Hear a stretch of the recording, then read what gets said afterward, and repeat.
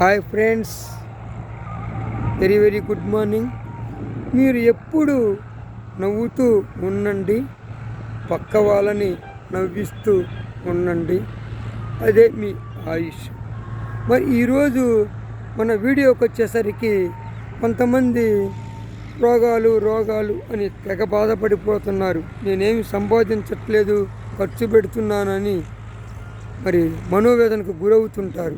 అలాంటి వాళ్ళ కోసమే ఈ యొక్క వీడియో. వాళ్ళు కూడా మరి సంపాదిస్తున్నారు, లాభాలని తీసుకొస్తున్నారు.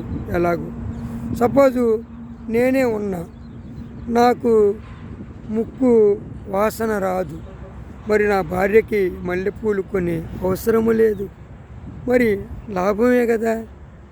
మరి నాకు షుగర్ ఉంది, మా ఇంట్లో బెల్లం పంచదార వాడే అవసరం లేదు, మరి లాభమే కదా.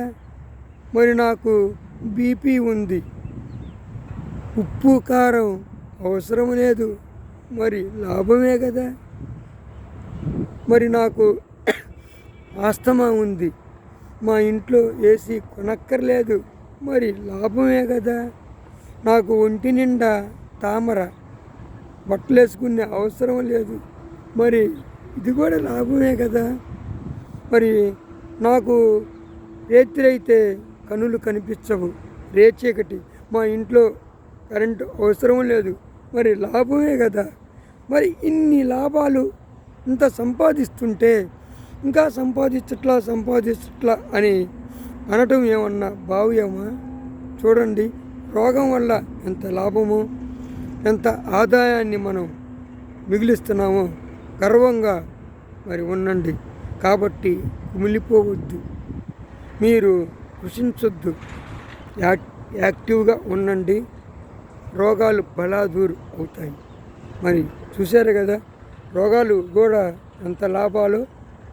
కాబట్టి మరి ఈ వీడియో చూసిన వాళ్ళు లైక్ చేయండి, షేర్ చేయండి, సబ్స్క్రైబ్ చేసుకోండి. మరి తెలుసు కదా మన యొక్క మేనరిజం.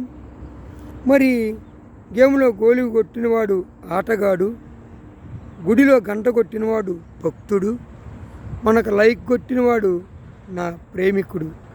బాయ్.